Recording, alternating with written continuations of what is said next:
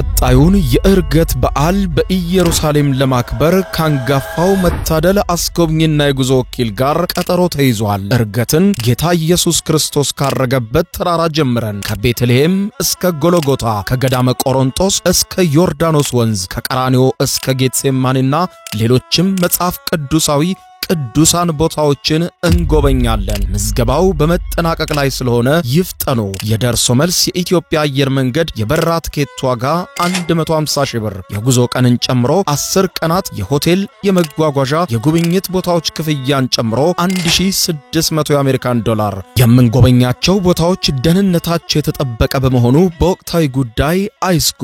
አድራሻ 22 ጎላጉል ህንጻ ሁለተኛ ፎቅ ቢሮ ቁጥር 205 ቢ በ09 12 64 10 00 ወይም በ0964 08 08 08 ላይ ሃሎ ይበሉን። መታደል አስጎብኝና የጉዞ ወኪል።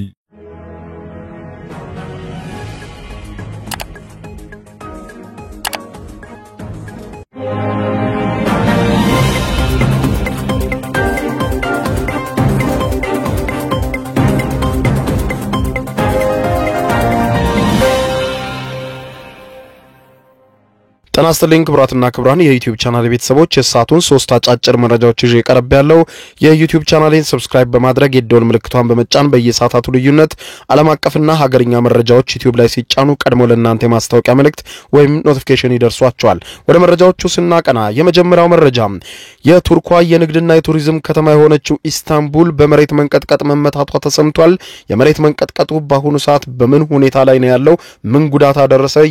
ቱርኩ ፕሬዝዳንት ረሲብ ጣይብ ኤርዶዋንም ምን መግለጫ ሰጡ የሚለውን በዝርዝር ማስደምጣችሁ ይሆናል። ዓለም አቀፍ ትኩረት ካገኙ ዜናዎች መካከል ቀዳሚው ነው። በሌላ በኩል ደግሞ ክቡራን አድማጮች እንዲሁ በኢትዮጵያ ላይ በማሴር በኢትዮጵያ ላይ ማዕቀብ እንዲጣል ለማስቻል ከግብጽ መንግስት በድብቅ ጉቦ የተቀበሉ የአሜሪካ ሴናተር ከወራት በፊት ተፈርዶባቸው ዘብጥያ መውረዳቸው አይዘነጋም። ይህንን ተከትሎም ባለቤታቸውም በተመሳሳይ በኢትዮጵያ ላይ ከፍተኛ ጫና እንዲደረግ በአሜሪካ መንግስትም እንዲሁ በኢትዮጵያ ላይ ማዕቀብ እንዲጣል የህዳሴ ግድቡን ምክንያት በማድረግ ከግብጽ መንግስት ጉቦ መቀበላቸውን መረጋገጡን ተከትሎ ባለቤታቸውም እንዲሁ በቁጥጥር ስር ውለው ጥፋተኛ ተብለው በፍርድ ቤት ተፈርዶባቸዋል። ጸረ ኢትዮጵያ አቋም ያራመዱት እኚሁ የቦብ ሜንዴዝን ባለቤትም የተመለከተ ዘገባ የማስደምጣችሁ ይሆናል።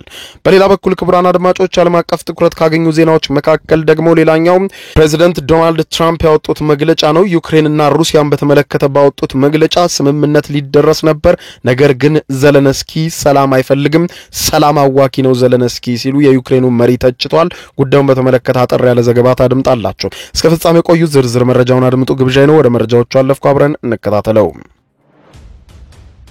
በቀድሚያም የቱርኳ የቱሪዝምና የንግድ ከተማ የሆነችው ኢስታንቡል በሬክተር ስኬል 6.2 የተመዘገበ የመሬት መንቀጥቀጥ መመታቷ ተሰማ። በቱርክ ኢስታንቡል ተከሰተ በተባለው የመሬት መንቀጥቀጥ ከፍተኛ የንብረት ውድመትና በሰዎችም ላይ ጉዳት መድረሱን የቱርክ መገናኛ ብዙሃን የዘገቡ ሲሆን የዘገባ እስከተጠናከረበት ሰዓት ድረስ የቱርክ መገናኛ ብዙሃን እንዳሉት ከሆነ ከ262 በላይ ሰዎች መጎዳታቸውን ገልጸዋል።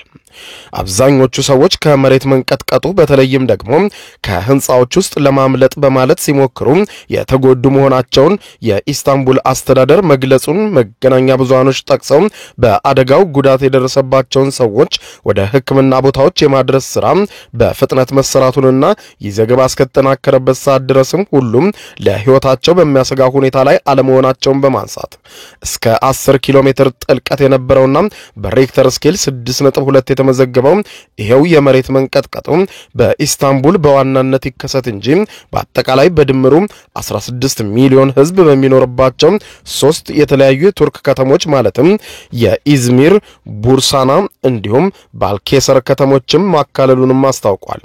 ቱርክ ለመሬት መንቀጥቀጥ ተጋላጭ ከሆኑ ሀገራት መካከል ቀዳሚዋ መሆኗን እንዲሁም ከጥቂት ዓመታት በፊትም የተከሰተው አስከፊ የመሬት መንቀጥቀጥም ተከትሎ በትናንትናው ዕለትም የተከሰተው የመሬት መንቀጥቀጥ በተሰማበት ወቅትም በርካቶች በፍርሃትና በድንጋጤ ከቤታቸው በመውጣት መንገድ ላይ ተሰባስበው መታየታቸውን የጠቆመው ዘገባው ከ2 ዓመት በፊት በኢስታንቡል በነበሩ 2 የመሬት መንቀጥቀጥ አደጋዎች የደቡባዊ ምስራቅ ቱርክ አካባቢዎች ላይ ከፍተኛ ጉዳት መድረሱንና ይህም ብዙዎች አሁንም ድረስ የሚያስታውሱትና የሚሰጉት አደጋ እንደነበረ ጠቅሶ በዚህኛው የመሬት መንቀጥቀጥ ክስተትም በርካቶች ከቤታቸው በፍጥነት በመውጣት በመንገዶችና በፓርኮች አካባቢ መጠለያዎችን ተሰባስበው እንደነበረ አስታውሷል።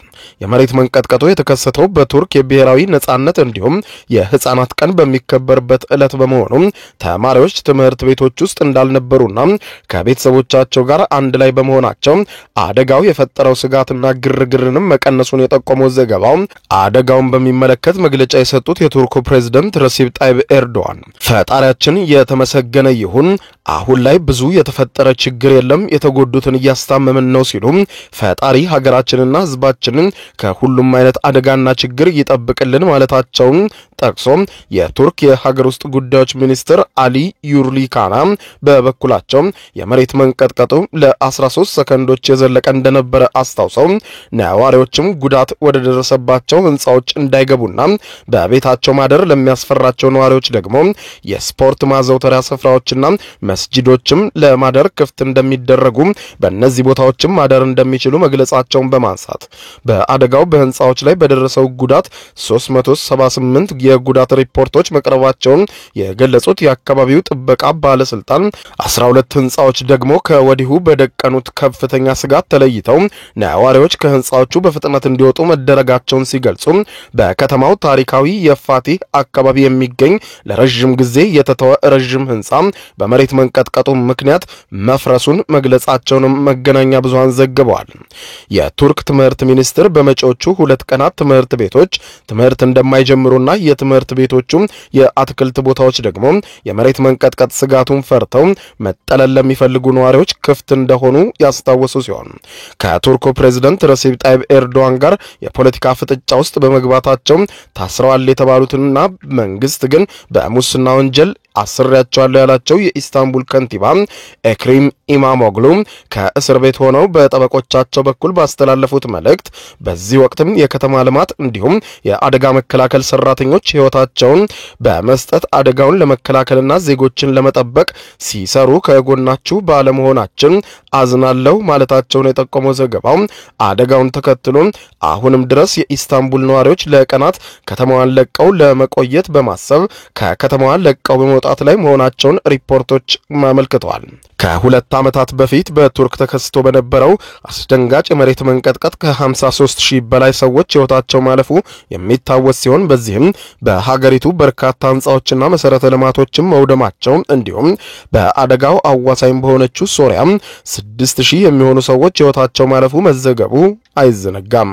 በሌላ ዜና ኢትዮጵያን ለመጉዳትና በኢትዮጵያ ላይ ማዕቀብ እንዲጣል ለማስቻል ከግብጽ መንግስት በድብቅ ጉቦ መቀበላቸው የተነገረው የአሜሪካ ሴናተር ከወራት በፊት ተፈርዶባቸው ዘብጥያ መውረዳቸው አይዘነጋም። አሁን ደግሞ በተመሳሳይ ጉዳይ በኢትዮጵያ ላይ በተሴራው ሴራና በኢትዮጵያ ላይ ዓለም አቀፍ ማዕቀቦች እንዲጣል ለማስቻል ሲያሴሩ ከነበሩ ሰዎች መካከል የኚሁ ሴናተር ባለቤትም አንዷ መሆናቸውና ከግብጽ መንግስት የተቀበሉትን እጅ መንሻ ማዘዋወራቸው መረጋገጡን ተከትሎ በቁጥጥር ስር ውለው ተፈርዶባቸዋል ተብሏል። ከወደ አሜሪካ የተሰማው ዜና እንዳረጋገጠው የቀድሞው የአሜሪካ ሴናተር ቦብ ሜንዴዝ ባለቤት በቀረበባቸው ክስ ከጥፋተኛ የተባሉ ሲሆን የሴናተሩ ባለቤት የተከሰሱት በ100,000 የሚቆጠሩ ዶላሮችን በኢትዮጵያ ላይ ማዕቀብ እንዲጣል ለማስቻል ከግብጽ መንግስት በድብቅ ተቀብለው ከኒው ጀርሲ ባለሀብቶችም ገንዘቡ እንዲተላለፍላቸው መደረጉ ሲገለጽ ቦብ ሜንዴዝ ስልጣናቸውን ተጠቅመው በአሜሪካ ሴኔት በኢትዮጵያ ህዳሴ ግድብ ላይ እንዲሁም በኢትዮጵያ መንግስት ላይ ጫና እንዲፈጠር ያደረጉ መሆኑን ያነሳው ሮይተርስ በዘገባው ለዚህም ከግብጽ መንግስትና ከአንድ የኒው ጀርሲ ባለሀብት ገንዘብ እንደተሰጣቸው ጠቅሶ ይህንንም ገንዘብ የተቀበሉት በባለቤታቸው አማካኝነት እንደነበር በማንሳት የ58 ዓመቷ ናዳኒ ሜንዴዝም በትናንትናው ዕለት በዚሁ በ18 ያህል ክሶች ቀርበውባት በትናንትናው ዕለት በዋለው ችሎትም ፍርድ ቤቱ ግለሰቧም በሁሉም ጥፋተኛ መሆኗን በማንሳት የማንሃተን ፍርድ ቤት የጥፋተኝነት ውሳኔ ካስተላለፈባቸው በኋላ የፍርድ ቤቱ ውሳኔን ለመስጠት መዝገቡን ለሚቀጥለው ሰኔ ወር መቅጠሩን አስታውቋል። ይህ በእንዲህ እንዳለ የቀድሞ ሴናተር ቦብ ሜንዴዝ ከወራት በፊት በዚሁ ክስ ተከሰው የ11 ዓመት እስራት እንደተፈረደባቸውና ዘብጥያ መውረዳቸው የሚታወስ ሲሆን በአሜሪካ ፖለቲካ ላይ ተጽዕኖ ፈጣሪ የሆኑት እኚሁ የኒው ጀርሲ ሴናተር በኢትዮጵያ ታላቁ ህዳሴ ግድብ ዙሪያ ከኢትዮጵያ ጋር ውዝግብ ውስጥ የገባቸው ግብጽ በኢትዮጵያ ላይ በእጅ አዙር ጫና ለማሳደር የአሜሪካ መንግስት በኢትዮጵያ ላይ ጫና እንዲያሳድርና በኢትዮጵያ ላይ ማዕቀብ እንዲጣል እንዲሰሩ በወርቅና በጥሬ ገንዘብ ጉቦ መቀበላቸውን ተከትሎ በተመሰረተባቸው ክስ ጥፋተኛ መሆናቸው መረጋገጡን ያስታወሰው ዘገባው ይህንንም ተከትሎ ቦብ ሜንዴዝ ለኒው ጀርሲ አስተዳዳሪ ፊል መርፊ የሥራ መልቀቂያቸውን ማስገባታቸውንና በተጨማሪም በድጋሚ ለኮንግረስ አባልነት ምርጫ ከመወዳደርም መታገዳቸውን በማንሳት በመትካቸው ጆርጅ ሄልሚ የኮንግረስ አባል ሆነው እንዲቀጥሉ በፊል መርፊ ሲመረጡ በማንሃተን ፍርድ ቤት ቀርበው በ16 የሙስና ወንጀሎች ጥፋተኛ በመባል ከግብጽና ኳታር መንግስት ጉቦ መቀበላቸው መረጋገጡንና ባለፈው ጥቅምት ወርም የቅጣት ውሳኔ እንደተላለፈባቸው አስታውቋል።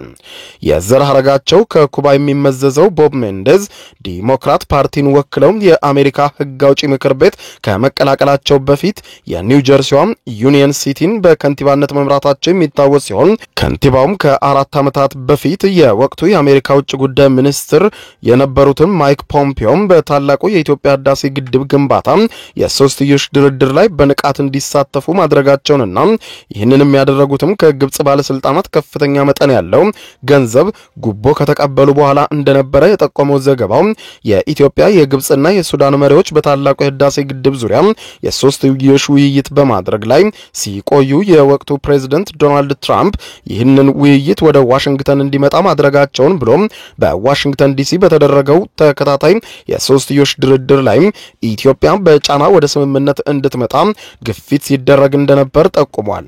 ከዚህ በተጨማሪም ፖለቲከኛው ከግብጽና ኳታር ኩባንያዎች ጋር የጥቅም ትስስር በመፍጠር ያልተገባ ገንዘብ ተከፍሏቸዋል የተባለ ሲሆን የሀገሪቱ ፍትህ ተቋማትም ባደረጉት ምርመራ ቦብ ሜንዴዝ በጉቦ መቀበል፣ በፍትህ ማዛባትና ሌሎችም ወንጀሎች ጥፋተኛ መሆናቸውን መረጋገጡን የጠቆመው ዘገባው ይህንን ተከትሎ የሀገሪቱ ፍርድ ቤት በፖለቲከኛው ላይ የእስርና ሌሎችም የቅጣት ውሳኔዎችን ማስተላለፉን አስታውሷል።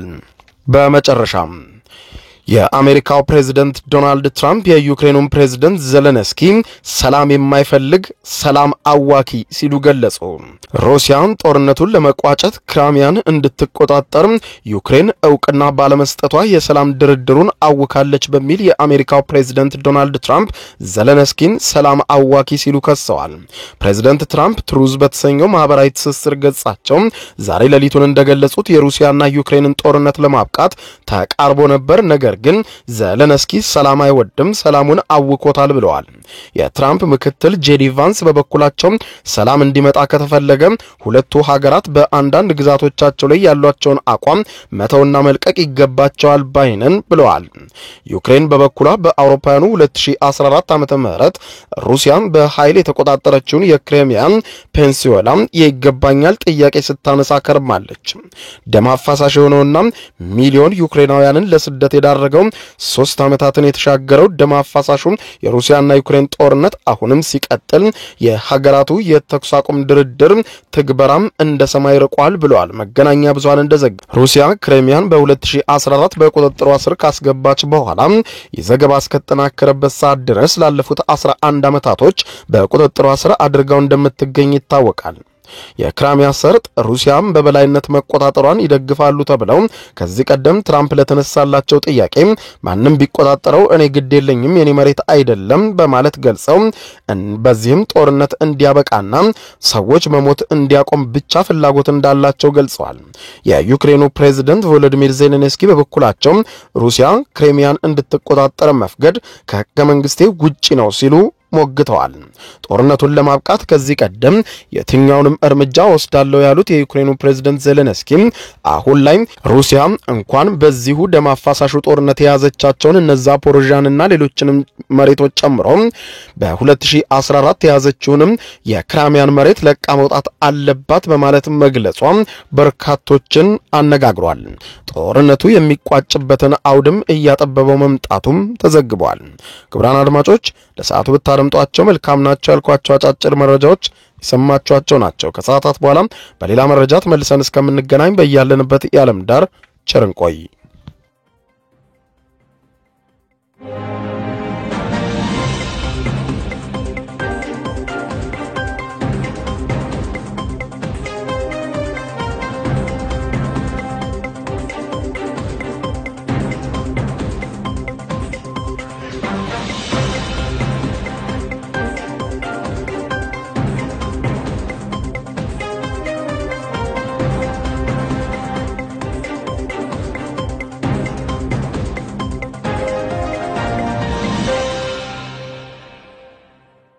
ዩቲዩብ የስኬት ሚስጥሮችን በዝርዝር የያዘው የአቤል ብርሃኑ የወይኗ ልጅ አዲስ መጽሐፍ በገበያ ላይ ዋለ። ዩቲዩብ ለመጀመር በአጭር ጊዜ ስኬትን ለመቀዳጀት አስበዋል? ዩቲዩብ ጀምረው ሚስጥሮቹ አልገባ ብለውታል? እንግዲያውስ አዲሱ በዩቲዩብ 2 የወርቅ 3 የብር ሽልማቶችን ያገኘው የአቤል ብርሃኑ የወይኗ ልጅ የዩቲዩብ ሚስጥሮች መጽሐፍ በዝርዝር ሁሉንም ያብራራሉታል። ዛሬውኑ ገዝተው ህልሞን የሚያደርጉበትን የዩቲዩብ የስኬት መንገድ ይጀምሩ። በውጭ ሀገራት ለምትገኙ ከአማዞን ላይ ብታዙ በቀናት ውስጥ ደጁ ይደርሳል። የአማዞን ሊንኩን እዚህ ቪዲዮ ኮሜንት ላይ ያገኙታል። በሀገር ውስጥ ለምትገኙ በ0949 13 0000 ቴሌግራም ላይ ይዘዙ። ካሉበት ቦታ እናደርሳለን። የዩቲዩብ ሚስጥሮች ዘመኑ ጋር ተፈላጊ መጽሐፍ